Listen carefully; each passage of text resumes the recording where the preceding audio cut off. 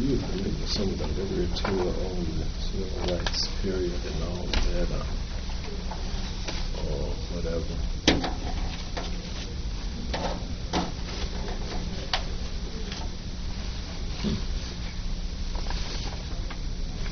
You're familiar?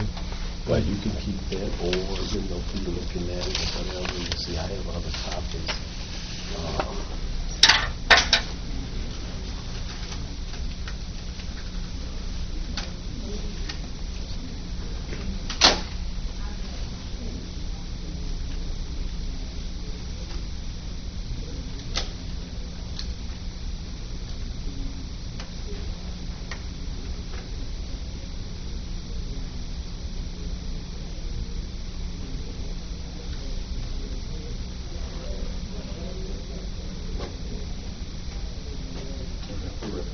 You ready?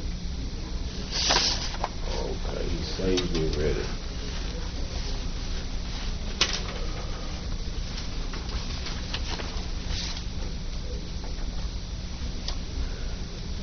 This is an interview with Mr.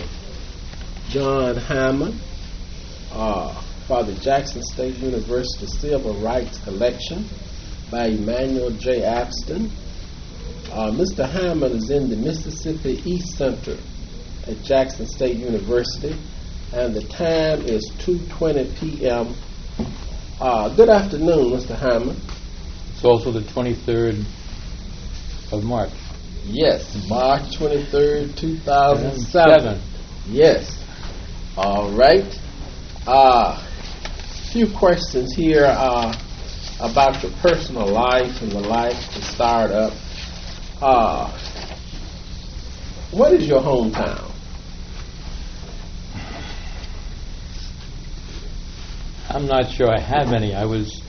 Did most of my work in New York. Okay. But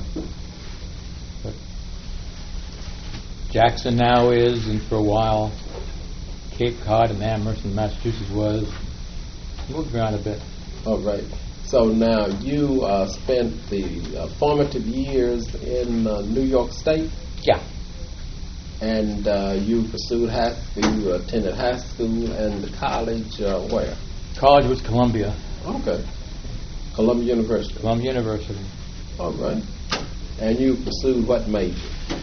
I was pretty much a government major. Okay. But it was, without going into it, I was there during the war years of World War II, and so it was all in 3 years rather than 4, and I got credit for some of the work I did in the Army. So all we really could take was our basic courses and graduate. So there wasn't any of the being able to pick the ones you really wanted. All right. Okay, and so do you remember exactly what year you came to Mississippi?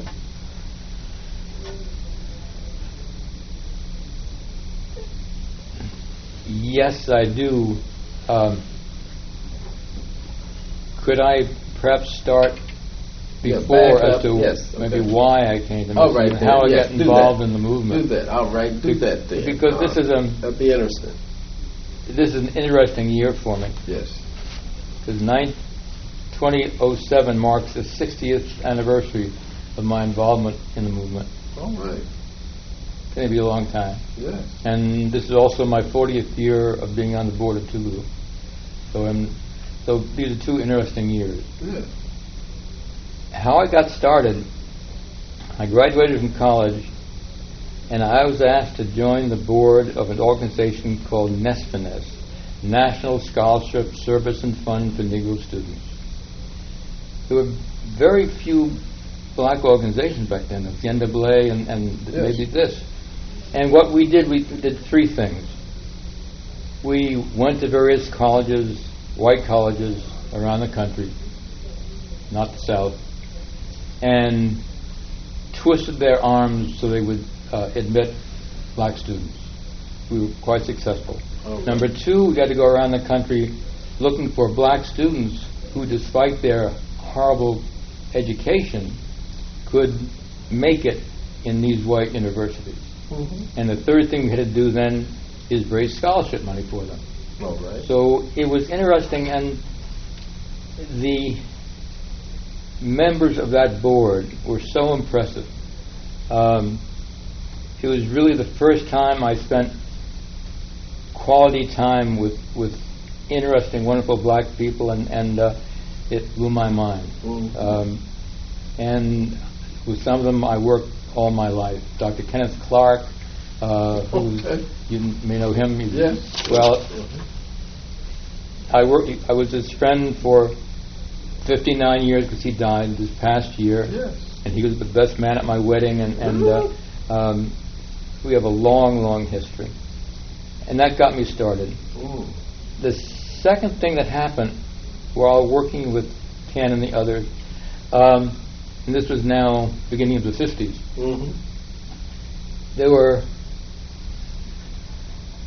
black leadership individuals starting to move from the South to do radical things like try to get their people to vote or try to get them integrated in school. And what happened in those days, and maybe after, was that their finance would be cut off. If they worked for whites or they got, they couldn't do anything financially, let alone what they were trying to do. And that bothered me. So I set up an organization called the Fund for Courage. And with Ken's help, Ken Clark, we raised money to support those leaders who could then do what they want to do in the first place. As an example, Daisy Bates and her husband in Little Rock ran a newspaper. And as soon as they started trying to integrate Little Rock schools, all their advertising was cut off. No, sure. And so we worked there, and it was my understanding that we were the main support of Daisy Bates and her husband to achieve the wonderful things they did at Little Rock. So that was my sort of background, and making contacts and knowing people. Were the scholarships that you for students for a 4-year plan, or were they to be financed per year if they were successful? How did that work? I guess it varied depending on the college. I mean, okay. Some of them put up money themselves, and usually if you get first or second year finance, the college will find ways to get them through. Oh, okay. So that's my background. My training is social work administration. Okay. And I had many interesting jobs, which... What were you doing in New York when you met Dr. Kenneth Clark? I mean, you had an office at that point. No. You were in transition. That was the year I graduated from college. Okay. I had spent 3 years in the Army, was married and had a son, and graduated from college. It was all my life sort of squished together for a while there. And I hadn't given a second thought to what I wanted to do. Mm-hmm. And my father worked on Wall Street, and he convinced me to go down there and learn business. Mm-hmm. And I hated it from the start. Really? I wanted to work with people. Yes. I didn't want to work with things. You're a humanitarian, at least. Well, I don't know if I wasn't. All I know is I wanted to work with people. All right. Things bored me. Yes. All right. So while I was working, I started going to Columbia School of Social Work, which was then known as the New York School of Social Work. And because of my business background, I became an administrator. And I don't know if you want me to go through any of the jobs. Yeah, just, so I know what your profile is professionally. Okay, I mean, the first job I had was at the Home Term Court of New York. All right. This was the court, believe it or not, that only took family assault cases from the entire city. And you can imagine what a mess that was to go there. And so we worked there. We set up a nursery for the kids because the mothers would always bring their kids, and psychological help, etc. Yeah. That was my first job. Mm-hmm. Then I started working at a large psychiatric hospital. as their director of projects, and I worked for many years in Haiti. We set up. This was an extension program? No. This was working with drug companies, with the Haitian government, and with the hospital. Because this was back when the psychopharmaceuticals were just coming out. And no psychiatrist would use them because the only way to cure people, obviously, was put them on a couch 3 times a week for 5 years. So we had to prove that these drugs would work. The traditional Freudian method. Oh, yeah. Yes. Fraud is a good way of putting it. Yes. So I worked with the Haitian government, and I organized the building of a hospital, and it was, I think, the most modern hospital psychiatric hospital in the world, because we just trained their general doctors.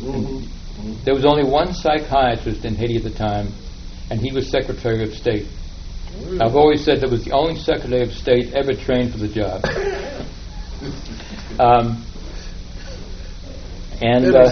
Yes. So, as a matter of fact, I was given the Order of Commander and the Order of Toussaint Louverture by Papa Doc Dugalier himself. Really? Can I, for a moment, go ahead, digress and tell us about that. The one story that I find fascinating is my going to see him in his office in the palace. Okay, all right. And you'd be checked out. And sure. Security was tight. Yeah. You were taken up the second floor and directed down an alley. It was at least 100 yards long, dark. There was absolutely no doors on either side. And at the end of the alley, facing you was a soldier with a machine gun, facing right down the alley, and you had to walk up right to the mouth of the machine gun and take a left into Papa Doc's office. All right, see. And in Papa Doc's office, he'd be sitting in back of his desk, and he had only 2 things open on his desk: a Bible and a pistol. That was Papa Doc. And talking about that was intimidating. Sure, supposed to be. Yeah. Let me say one thing about Papa Doc, because everybody now thinks of him as a dictator, etc. But he came in as a savior. He was a black doctor from the country, and incidentally, in Haiti, there's as much discrimination as any place I've ever seen in the world with the blacks and mulattoes. The mulattoes were completely in charge of the country. They sent their children to Montreal or Paris, and the blacks were so poverty-stricken. Yes. And he came in representing the blacks and put the others out. But like so many other people, power does strange things to people, and so often you'll find that in every part of the world. That's true. Power corrupts. Yes. And so that's my story there. I'm getting off where I was. I had a few other places. In the meantime, I had started to work at the New York Foundation, which was a charitable foundation, and really the main reason I've gotten so much involved with the movement. And eventually I worked myself up to be president and CEO of this foundation. It's called the New York Foundation, and basically it contributed to the community org groups in New York. And I convinced the board to do tithes, to give 10% to Mississippi and the Southern Movement, because... Now, was the board, say, 30 men? More than that? Oh, no. Board was about 12, 15, very rich white. Yes. As a matter of fact, when the very first thing I did when I became chairman or president of the foundation was to move and have elected Dr. Kenneth Clark to the board. That was the first thing I did. Wow. Any opposition to that? No. None? No. He was credentialed and all at that point? And well, of course he was credentialed. Yes. No, there wasn't any opposition. Really? I mean, I'm not sure there was great cheering and applauding, but that was okay. But he was the first black. He was oh yeah. Yes. Definitely. The second thing I did, there was a staff person at Nesmith long ago, and I hired her as executive director. So she was the first black executive director of a foundation. And so I started tithing to Mississippi in the South. And I was CEO for 10 years, and so I figure I was able to get at least $1 million into the movement down here, and that was a long time ago when $1 million This more than it does now. Mid-50s? Or later than that? A little later. It was in the 60s to early 70s. Okay. And I guess other foundations were also giving money down the South, but I was one of only just about two. Leslie Dunbar was one, and I was the other, who regularly came down here to meet with the people and to learn what was going on and to meet new groups, etc. What was your contact school for the most part of state? Was it Jackson, Tougaloo? Was it? You understand what my question? Yeah, no, it was pretty much Jackson. I mean, I did some other things. There weren't that many other things outside of Jackson, but most of the work I did in Jackson. I stayed in Jackson, and worked with other groups like the organizing of the blacks in the lumber cutting business and stuff, which wasn't unionization. You mean or not? Yeah. Oh, okay. Right. And interesting story about that. I worked down there, or was down there a bit, and it was fascinating. I would go to the union meetings, and there would be blacks intersposed with whites, and all the whites were Klansmen. And they were all working together to unionize. Yeah. If they met outside, Lord knows what would happen. But in there, when they had a common goal, they worked together. Civil toward each other. They worked together, which is amazing to me. So I was down here often, and I got to know an awful lot of people. One sort of interesting side story is because I was one of the few people in the movement with money, because I came down from New York all the time, that I was unofficially named the integrator of restaurants. But every time I came down here, I'd take either 3 or 5 brothers, and we would pick out a restaurant and go to it. Just go to it. For dinner? For dinner. Yes. Of course, we wouldn't go to Primo's because that's, that was out of bounds. We weren't stupid. Yes. But we were never stopped from coming in. I mean, we'd have things like we would be taken to way out in the corner, and they'd bring up a big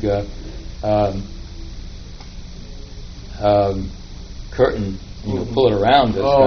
Okay, yes. And Lord knows what was in our food that we ate. But that worked pretty interestingly.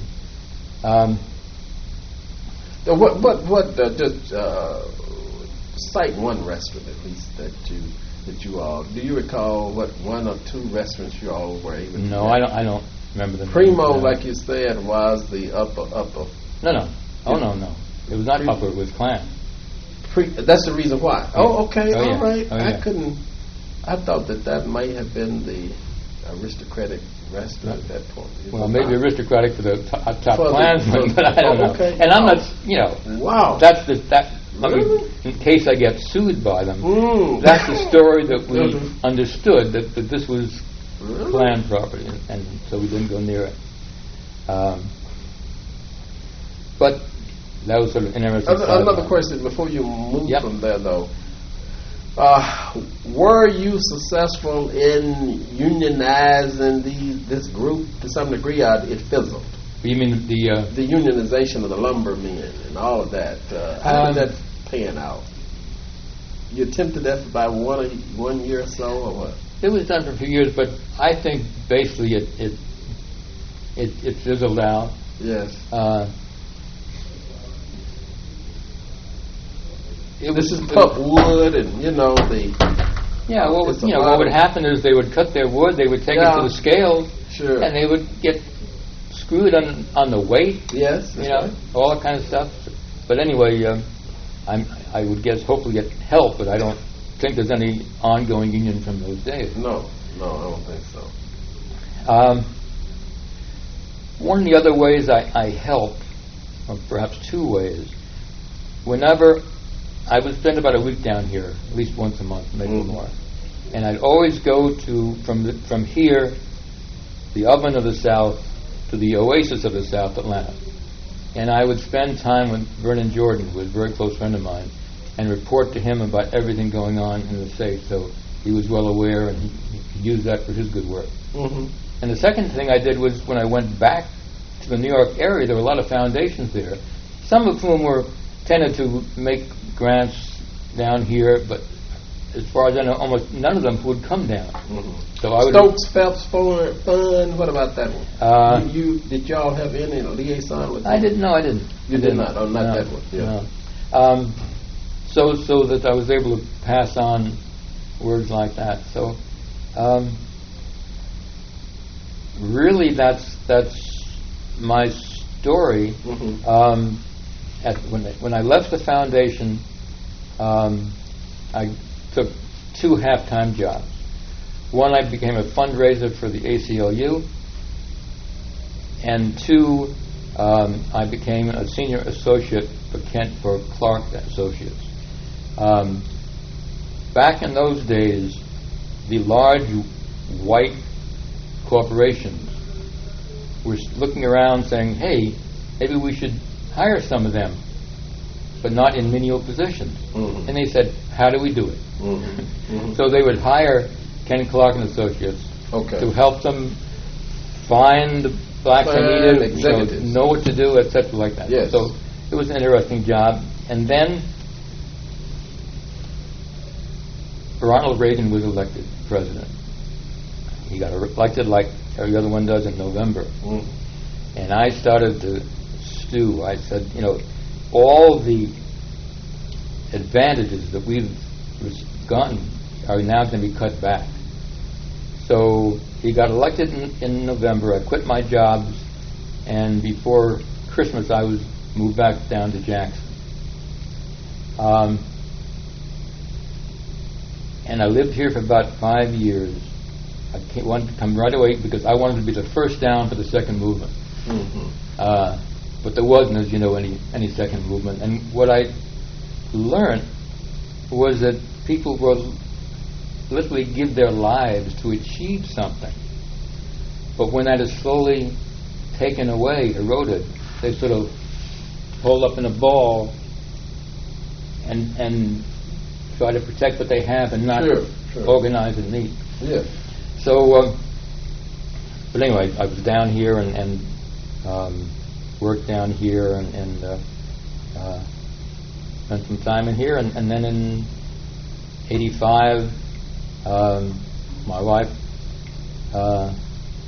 convinced me to retire up to Massachusetts, and did that for quite a while. You all along had an estate up there, or you all bought up there at that point?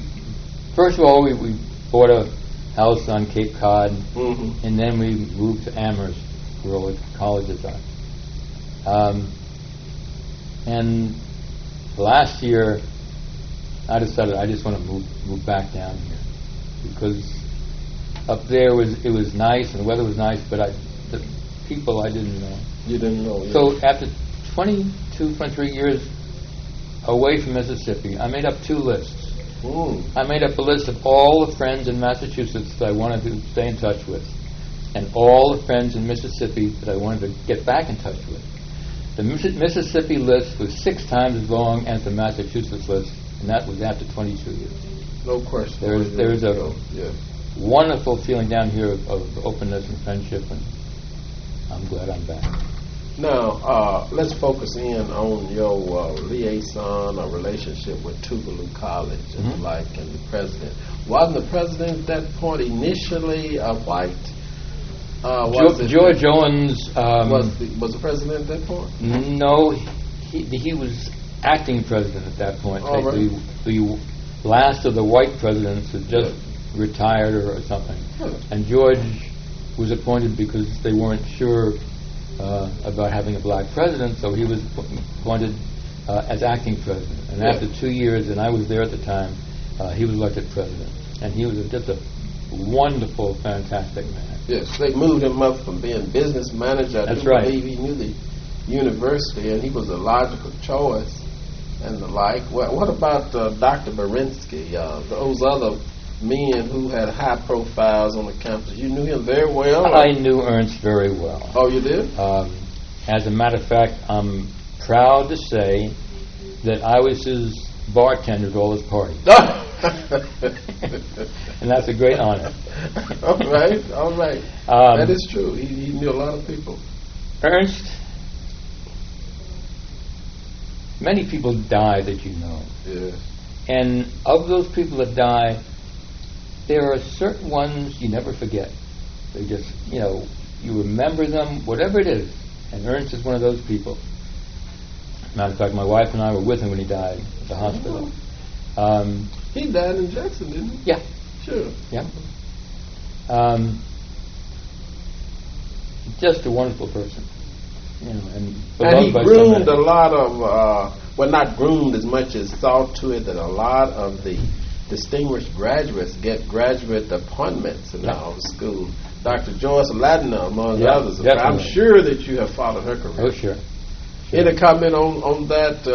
You still know her, Dr. Ladner, and you sort of been in some relationship with just when she was down to and down there, but other than that, she's had a very good career. Oh yeah. Yes. Oh yeah. She was once acting president of Howard, I understand. Right, and I think her sister is here today. Yes. Right, and she's spoken up at Tougaloo just not too long ago, and I was there with her. Yes. But the Ladners are good people. You still visit the campus in the like, right? Tougaloo? The Tougaloo? Yes. Oh, yeah. Yes, okay, right. Okay. Oh, yeah. So you know the present leader. Beverly Hogan. Okay. I knew way before she got involved with Tougaloo.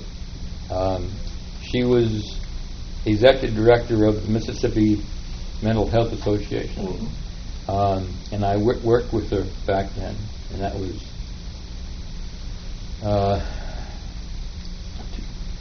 at least 25 years ago. Mm-hmm. That was a government appointment, wasn't it? No, she got that after. After, okay. This was a private organization. All right. And then she was appointed by the governor to be funding rep in D.C., etc. Yes. So I've followed Beverly and known her personally, and she's the first woman ever president, mm-hmm. and has just done a wonderful job. Mm-hmm.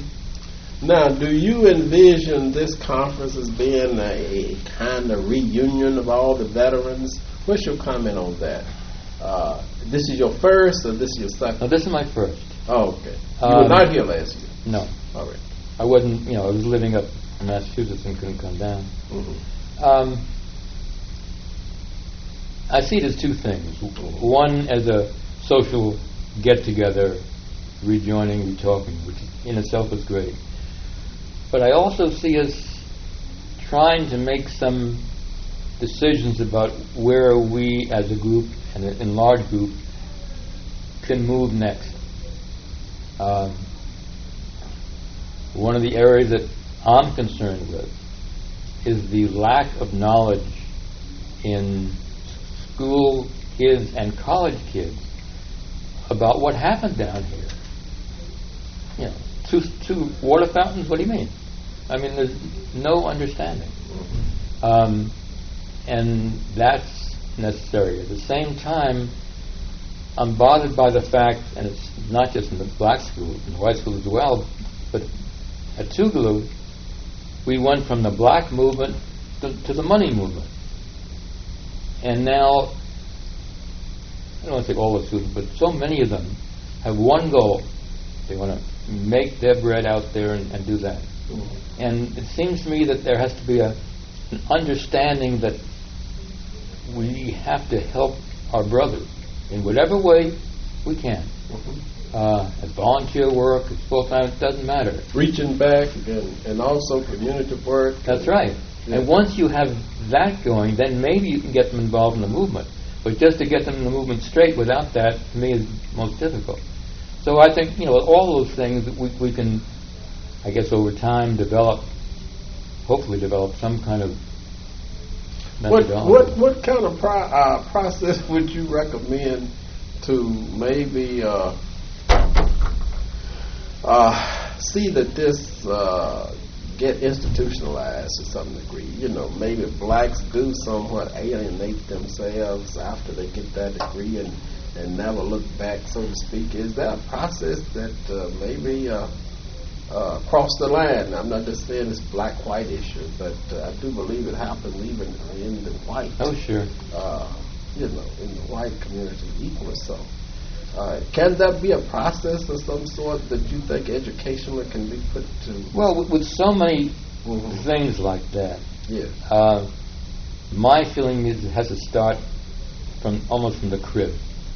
You can't start out with a 20-year-old and try to get him to understand this. And there has to be some way of, and even before that, of training the parents of kids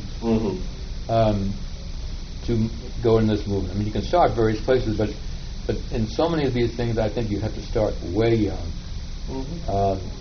But that's, even the situation of the alienation of maybe college young men and ladies, even with, say, attending church and all these kind of things. It seems like to me once they get away from home, they're money inclined to money.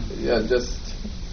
But at Tougaloo, there's regular services at the chapel, and I mean, each individual does his own thing, but I don't see any radicalism of the non-religious group. Another question. Can you identify readily some of the landmarks that need to be preserved in Mississippi around Jackson's day, even from this era? Anything come to mind? Well, one of the things that brings me right to mind is one of the things that, as a trustee at Tougaloo, I've been put in charge of, and that's Medley River's home. So, we're trying to fix that up and have regular staff there to make it sort of a memorial. Is that going to be, as you envision, an independent foundation, or you think that's going to be governmental? Well, as of now, it's just part of Tougaloo. It was given by Merle Evers to Tougaloo. Yes, to Tougaloo. But as you know, there's finally a talk going on in the state about setting up the Mississippi Civil Rights Museum. I mean, why it took so long beggars my mind. Of all the the Republicans places, want this credit now. You can understand. Oh yeah, now I understand why they're doing it. But Uh-huh. before that, it was such obvious it was needed here. Yes. And we've been pushing for it to be up at Tougaloo. I know that Delta is pushing for it in Jackson, but it seems to me that to end up somewhere on Farrash Street or something like that, we probably just as well get more people to it. And, maybe to some degree, there need to be a little more involvement even with Dr. Alexander's home. Sure. Well, I mean, I picture a tour. Yes. Smith Robinson Museum, Meg Revers' home, maybe the Tougaloo Chapel where all the great speakers spoke, and it's a beautiful place. Oh, sure. And you can do a civil rights tour in the area. Which I'd love to see. Yes, the Visitors Bureau, I do believe, may they may have adopted some kind of a tour equal to that, what you're saying. Not I'm equal, not not so equal sure. to it. Not equal to it. Okay, all right. Now, so you are not in dialogue with any other colleges but Tougaloo. Is that right? Is there some others that you... that's right. Just Tougaloo? Just Tougaloo. Oh, I see. All right. What kind of evaluation are you going to give these conveners of this conference, like Dr. Owen Brooks, Professor Owen Brooks, and the others? You're looking on and everything, and so perhaps they are on track as far as what they are attempting to do. Owen is always on track. Oh, he's always on track. Okay. But sure. I mean, you can't do more than they've done as far as attracting, people down. If there's some way of maybe developing this and funding it and being able to have scholarships, we could maybe get more people. Because it's expensive to come from out of state here, etc. There's a minimum registration fee, of course. Yeah, $25. Everybody is I would envision, as I would think, is paying their own way, or they are retired and so they're on fixed income, and therefore they put this as a kind of vacation or whatever. Well, those that come down do, but there are many others around. But I think the program was excellent. So I have no negative comments at all on how they're doing. So the thrust of the convention is pretty much on target of education. Yeah, and that's where I'd put it. And that to me is the only thing that civil rights veterans can do and should do, is educate. Yeah. And they're trying to do it. Now, are there any unsolicited comments you'd like to make? I sort of asked you some pointed questions so far and everything. No, I think I've expressed my involvement and asked you questions, and I'm satisfied.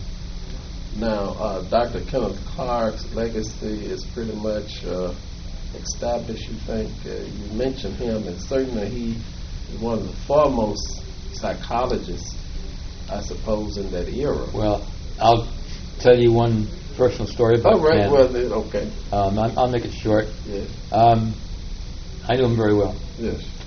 And a bunch of years ago, I was talking about, you remember, he is well known because he took the black dolls and white dolls. Yeah, sure. Okay. Yeah, that's analogous. So I said to Ken, "What happened to the dolls?" And he sort of started to say, "They're somewhere around." He started pulling out drawers. And he said, "Oh, here they are." And he pulled out these drawers. I said, "My God, Ken, this is so important. Yes, put these in a case." Yes. He said, "I'll do it sometime." Well, eventually, yes. But he died first. Yes. But I think his kids are doing it. Yes. But how many children did he have? 2. Boy and a girl? Boy and a girl. Boy and a girl. Do you know where they are now? I do. His daughter now lives in Florida. All right. And his son lives in New York. Are they pursuing psychology, or do you know that? Well, if you remember, Ken and Mamie Clark, his wonderful wife, yes, set up the North Side Center, yes, which was very important, and still is a very important place. Mm-hmm. And so his daughter worked there and became acting director for a while. And his son pretty much followed him in politics and doing some of the stuff that Ken did up there. So that's what it's done. Very, very interesting. Thank you very much for your reflections this time, Mr. Heyman. Continue enjoying the conference. I thank you, and it's been a pleasure.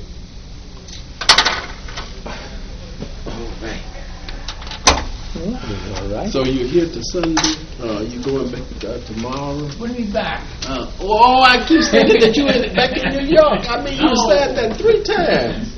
I am back. But you know, Cape Cod and all, the Kennedys and all, now, is your estate up close to that area? Well, there's more to my story. Almost all those years, our home was the Cape Cod Meditation Center. And for most of those years, my wife and I worked on staff in an ashram. You know what ashram is. And so we were very much involved in the spiritual life and that kept us going. Now, you're Episcopalian or Catholic? Neither. What's your I'm originally Jewish. Oh, okay. And now I'm still Jewish, but I practice more Hindu. You attend the synagogue? No. You do not? Okay. I was up there, and I may drop in, but that's nothing to do. Mm-hmm. Well, I certainly appreciate your time and the life, and I will see you at the banquet tonight, perhaps, or whatever. I'll be there. There isn't any banquet, is there? Okay. There's no reception this evening. I looked at that. I guess you're on your own this evening. No, there's a 5:30 to 7:30 Civil Rights Movement business meeting. Business meeting. Oh, okay. All right.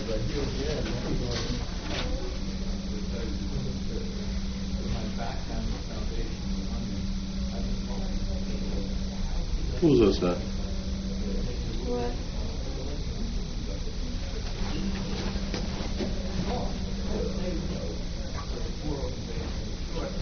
What's up? Hello? I'm in the conference right now. No, I'm good. What's up? What's up?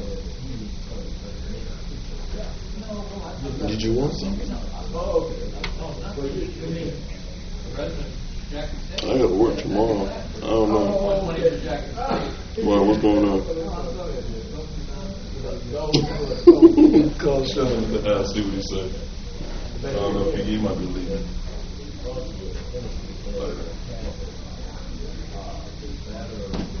I don't want to know if he want to come down and the world is hang out. And she going on. She don't want to see her brother. That's Heyman, H-E-A-H-E-Y. I trade it for you.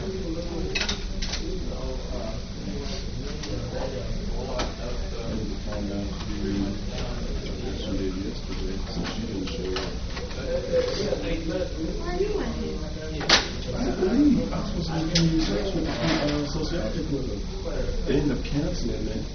So by the time I realized that, I was going on to the app. I don't really care about it.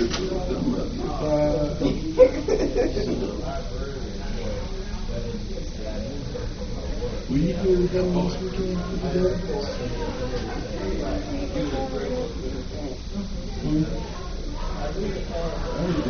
didn't know if my house not sure if I do it, you can do that back at your house.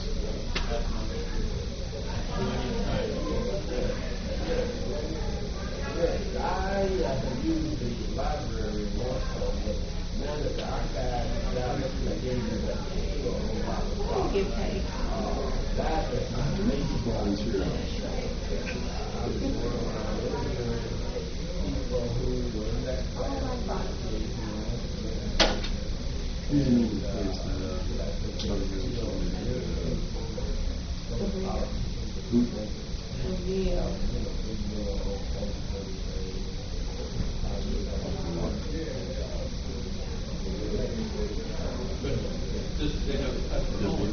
Well, you can be cooperating. He will give you his things, and I will give him the ones that I did, where that, both. You see what I'm saying? So here again, I started working under him while he was working. Because he would give me his space, He'll get this and he'll get yours too. And Hello, Dr. Harris. This is Ryan. I got the camera over there. Is the bell placed, the camera placed, if they won't be able to work on it, they were already back there for using it today. I did take it up to the best of the north side risk camera to see if they'll be able to work. I'm not sure if I'll be there by the time you leave or the camera will be ready to take the black and white photos. If there is another way we can do it, please let me know. You can follow up on my cell phone if you get a chance, 832-259-7051.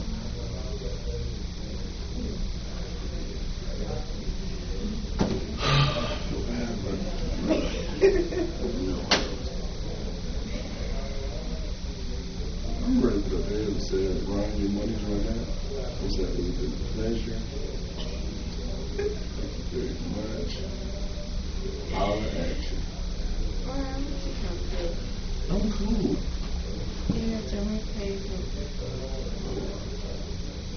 It's still Thursday.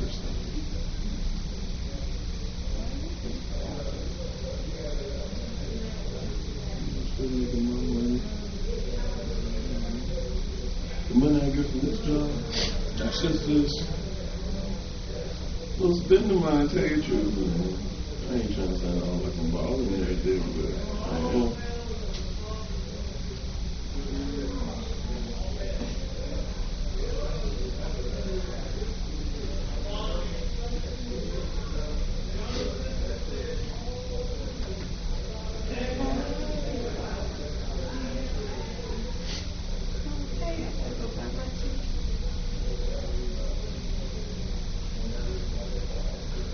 So you don't know what I was telling you about?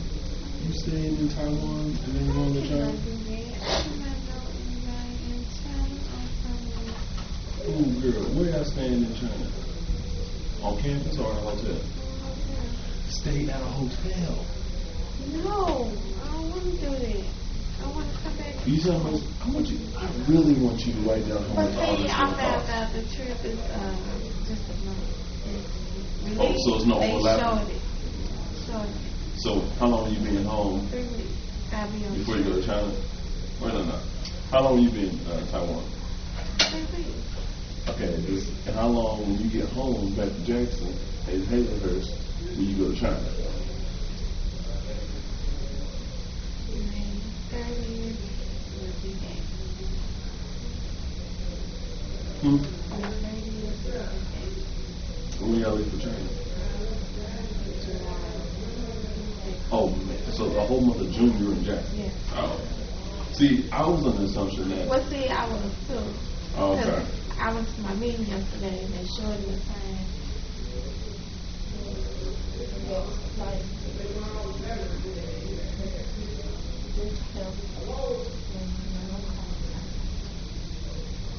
So how long is when is Taiwan trip? So y'all gonna miss classes and stuff? Yeah. For every class. And when do you come back? Oh shit, I should go. Oh, for real, that ain't nothing. And it's always with the cheap one. How much it cost you?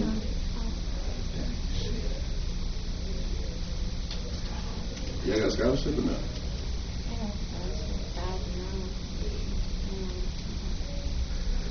Who'd you get scholarship from? Everybody got it? You know, I might be at the end because two of these people were interviewed by Mr. Brooks. Two didn't show up. Willie Ricks is not here and Willie Roy Rogers is not here. So I did Margaret Block after you left, and you know that you did Kenneth Dean. So I'm not so sure that there are some others that I'm going to be given.